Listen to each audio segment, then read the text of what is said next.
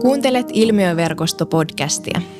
Tässä sarjassa tarkastelemme tutkittuun tietoon nojaten, miten kiinteistö- ja rakentamisala vastaa kasvaviin kestävyyshaasteisiin. Ja mitä ilmiöitä on tärkeää ymmärtää jo tänään, jotta ala olisi vastuullinen ja kilpailukykyinen vielä huomenna.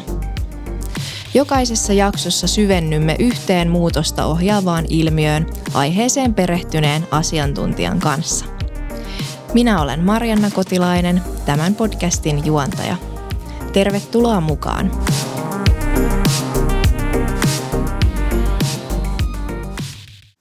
Rakennusten käyttöjen pidentäminen eli pitkäikäisyys on tunnistettu keskeiseksi keinoksi ilmastonmuutoksen hillinnässä ja rakennuskannan kiertotalouden edistämisessä. Rakennetun ympäristön hoidolla, huollolla ja ylläpidolla puolestaan on keskeinen rooli käyttöjen pidentämisessä. Kun ylläpito tehdään huolellisesti ja suunnitelmallisesti, se ei ainoastaan pidennä rakennuksen käyttöikää, vaan tutkitusti myös vähentää sen elinkaaren aikaisia päästöjä ja varmistaa, että rakennettu ympäristö säilyy houkuttelevana ja käyttökelpoisena muuttuvissa tarpeissa. Ramboll Finland Oyn johtava asiantuntija, diplomi-insinööri Johanna Jalas. Miksi kiinteistön hoito ja ylläpito on ilmiönä juuri nyt ajankohtainen?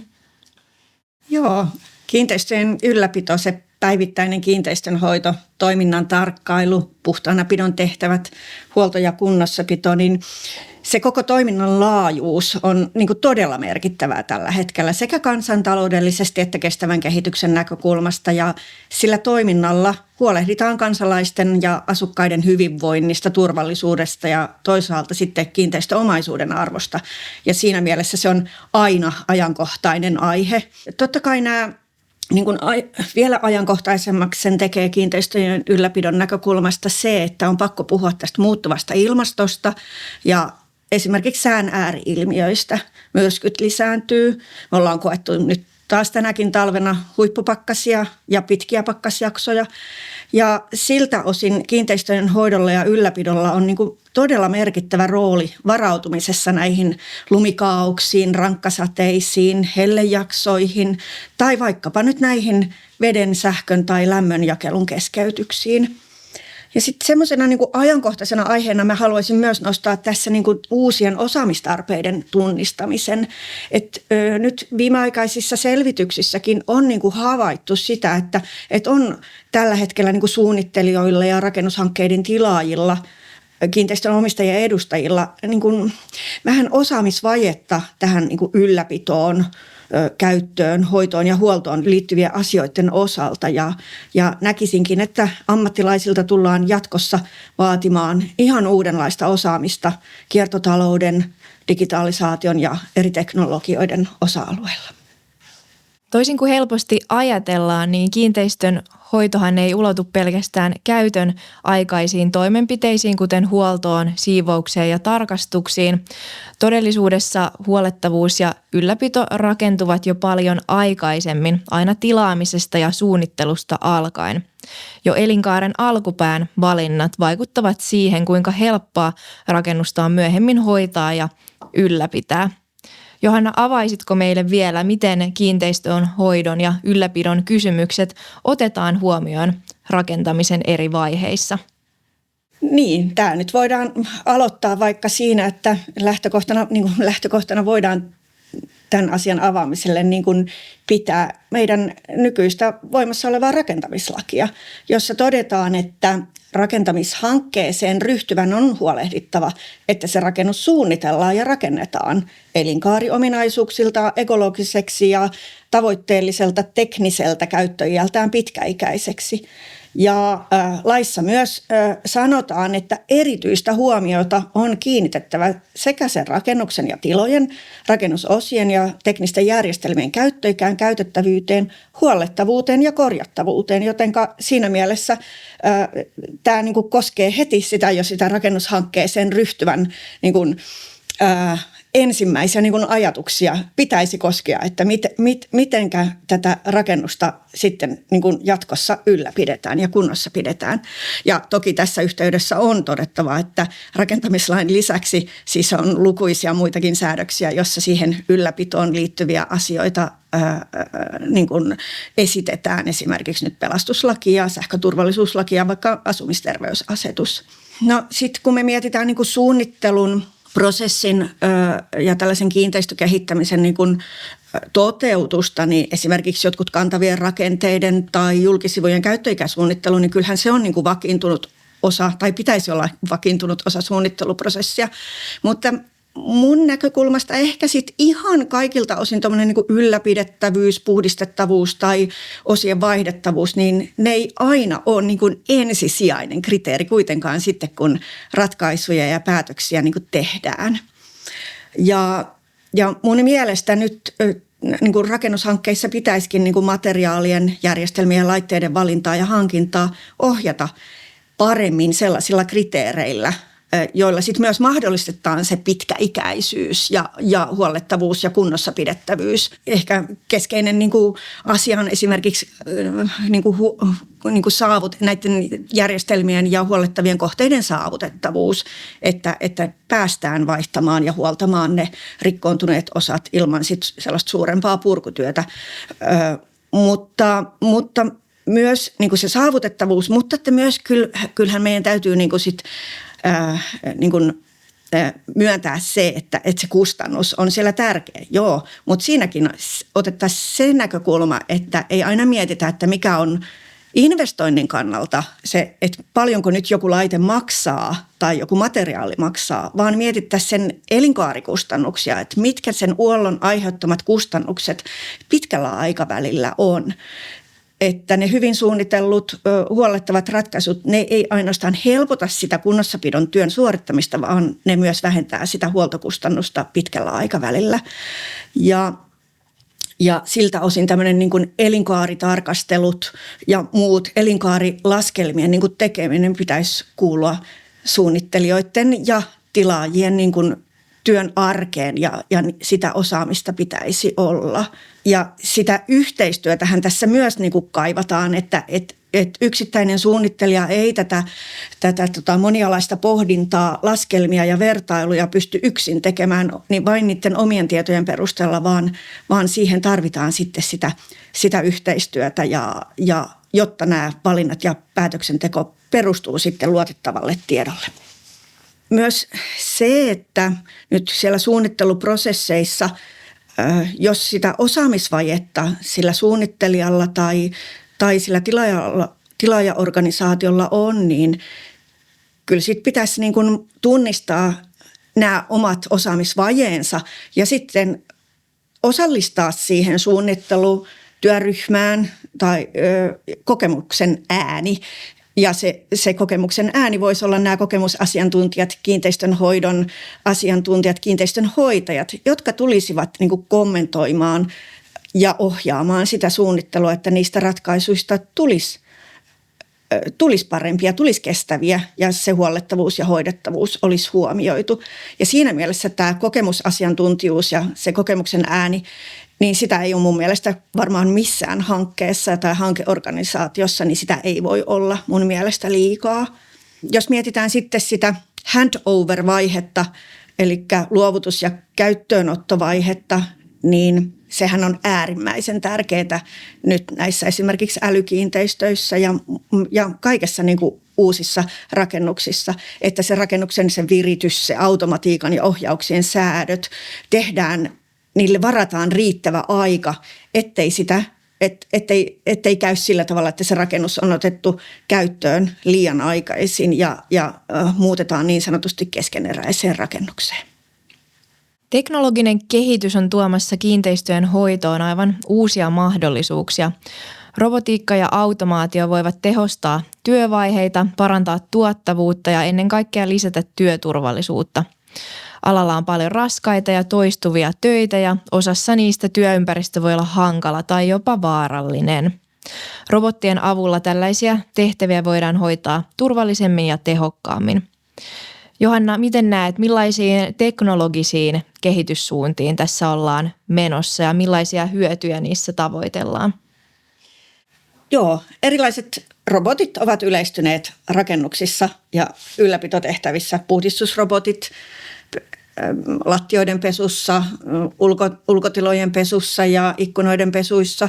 Ja nykyään olen huomannut, että myös pientalojen lisäksi niin yhä useammin myös toimitilakiinteistöjen viheralueiden nurmikon leikkuut hoitaa robotti. Samoin niin kuin tällaiset droonit ja erilaiset niin kuin kävelevät robotit, niin niiden avulla voidaan suorittaa sellaisia tarkastuksia, joissa niin kuin on vähän ne huoltokohteet tai tarkastuskohteet on vaikeasti niin kuin saavutettavissa paikoissa ja alueilla ja sen tuottaman tiedon avulla sit voidaan analysoida sitä rakennuksen ja järjestelmien kuntoa ja paikantaa niitä vaurioituja ja vikoja. Ja siis alan yritykset ovat kokeilleetkin näitä uusia teknologioita aktiivisesti osana sitä palvelua ja tukemaan sitä omaa toimintaa.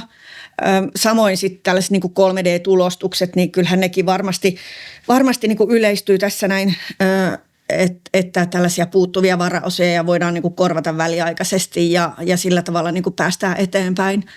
Mutta ehkä tässä yhteydessä on kuitenkin mainittava se, että aina kun uusia teknologioita otetaan käyttöön, niin pitää niin kuin muistaa, että siellä saattaa tulla myös rajoitteita. Eli se, että uusi teknologia ei välttämättä ole niin sanotusti murheeton. Eli se aina pitää muistaa, että tästä saattaa olla joku uusi ongelma tiedossa. Kiinteistöhoito kohtaa tulevaisuudessa yhä monimutkaisempia vaatimuksia. Edellä mainittu teknologinen kehitys ja rakennusautomaation lisääntyminen ja siihen lisäksi vielä vastuullisuustavoitteet, niin ne muuttaa työn sisältöä ja asettaa uusia odotuksia alan toimijoille. Johanna, miten näet, miten tämä kehitys vaikuttaa kiinteistönhoidon arkeen? Millaista osaamista ja yhteistyötä se edellyttää ja millaisia uusia palveluja tai liiketoimintamahdollisuuksia sen ympärille voi syntyä? Kyllä, totta. Siis kehitys väistämättä kasvattaa osaamis- ja kompetenssivaatimuksia ja alalle tarvitaankin enemmän niin kuin tällaista monipuolista osaamista omaavaa työvoimaa. Vaikka näissä jossain taloteknisissä järjestelmissä on yhä enemmän sitä sisäänrakennettua testaus- ja koestustoimintoja, niin näiden häiriötilanteiden niin kuin ratkaisemiseksi tarvitaan myös ihmisiä paikan päälle, mutta että vaikka niin kuin etävalvonta ja ohjaus on niin kuin lisääntynyt merkittävästi tässä viimeisten vuosikymmenienkin niin kuin aikana toiminnan tarkkailu ja toiminnan varmistuksen prosesseissa, niin se muuttaa sitä ylläpidon niin kuin kuvaa yhä niin kuin tällaiset asiantuntijapainotteisemmaksi ja siltä osin myös tämmöinen niin kuin laaja-alaista näkemystä niin kuin tarvitaan, kun näitä häiriötilanteita sitten ratkaistaan. Kiinteistön managereilta, teknisiltä isännöitsijöiltä ja kiinteistönhoitajilta, niin kuin, se ei niin kuin riitä, että on se perusrakennus- ja talotekniikka-osaaminen tai hallinnon osaaminen. Tarvitaan ymmärrystä tekoälystä ja tekoälyn hyödyntämisestä, mutta että myös niin kuin siitä anturitekniikasta ja ohjelmistojen toimintaperiaatteista ja tiedon siirrosta niin kuin eri järjestelmien välillä ja siitä, niin kuin siitä systematiikasta, että minkä takia nyt joku tehdään justiinsa jollakin tavalla, että sit sitä dataa voidaan niin kuin hyödyntää siinä käytön ja kunnossapidon suunnittelussa, ajoituksessa ja optimoinnissa. Ehkä sitten niin kuin suunnittelijoille tietysti semmoinen niin kuin osaamisvajeen, niin kuin, pelkästään se ei se, niin kuin se päivittäinen ylläpito ja sen ylläpiton huomioiminen, mutta että nyt nämä niin kuin uusi teknologia, robotiikat ja sitten nämä vikadiagnostiikat, niin kyllähän ne täytyy siellä suunnitteluvaiheessakin hyvissä ajoin niin kuin miettiä, että mahdollistetaan se sitten niillä suunnitteluratkaisuilla, eikä sitten, että sitä niin sanotusti rajoitettaisiin.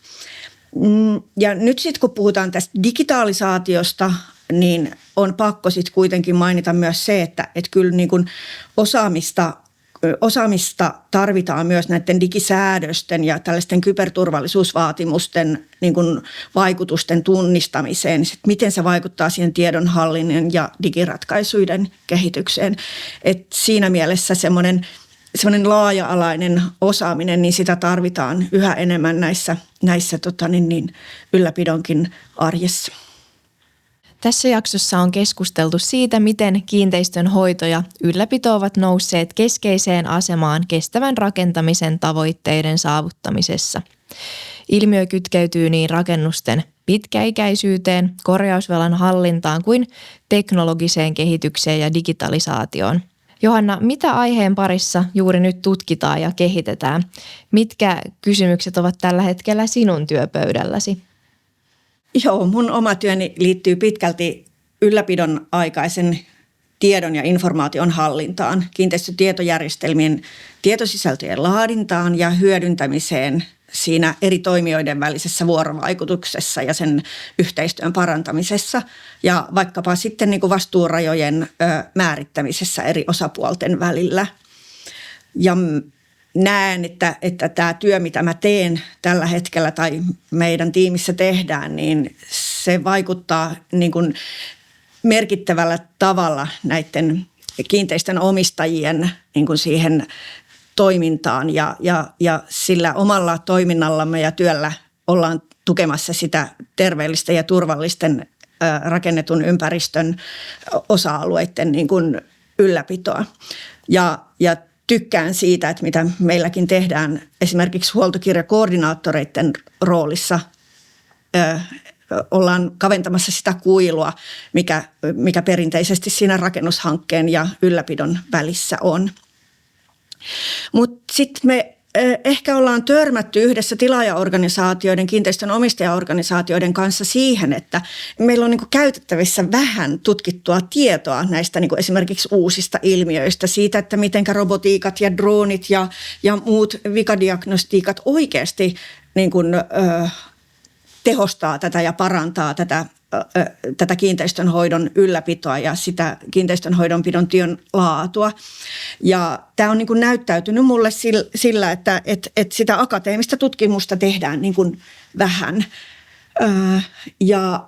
Niin ehkä siltä osin niin kuin peräänkuuluttaisinkin sitä, että meillä oppilaitoksissa ja korkeakouluissa opetettaisiin myös sitä sen uuden suunnittelun rinnalla myös niin kuin ylläpitoon liittyviä asioita ja sitä osaamista niin kuin kasvatettaisiin tälle meidän nuorille ja saataisiin siltä osin sitten niin kuin sitä enemmän sitä kompetenssia ja osaamista, mutta että jotta sitä opetettavaa aineistoa niin sanotusti olisi, niin sitä pitäisi myös tutkia ja näiden korjausrakentamisen ja ylläpidon menetelmien lisäksi tosissaan nämä KIRA-alan digitaidot, tiedonhallinnan ja tietomallinnuksen opettaminen ja tutkiminen on niin kuin tosi tärkeitä tällä hetkellä tässä ajanhetkessä, jossa me niin kuin meillä olisi mahdollisuudet siihen valtavaan loikkaan, mitä digitalisaatio meille niin kuin mahdollistaa. Vielä tähän loppuun, mihin viestiin haluat päättää tämän keskustelun? Minkä näkökulman haluat jättää kuulijoille matkaan?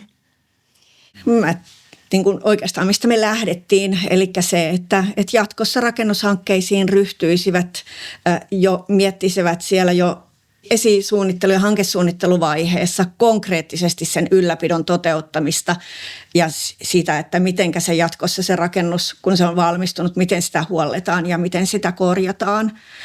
Ja sitten toinen asia on ehkä se, että kun se suunnittelu ja rakentaminen ja ylläpitoon tarvittava tiedon tuottaminen tehdään huolellisesti ja suunnitelmallisesti, niin se pidentää käyttöikää, vähentää sen elinkaaren aikaisia päästöjä ja rakennettu ympäristö säilyy houkuttelevana ja käyttökelpoisena, terveellisenä ja turvallisena myös sitten tuleville sukupolville. Kiitos seurasta. Ilmiöverkosto-podcast on osa Rakennustietosäätiön työtä, joka tuo ajankohtaisen tutkitun tiedon kiinteistö- ja rakentamisalan käyttöön. Tämä sarja jatkuu rakennetun ympäristön ilmiöillä, jotka muovaavat alan tulevaisuutta. Nähdään seuraavassa jaksossa.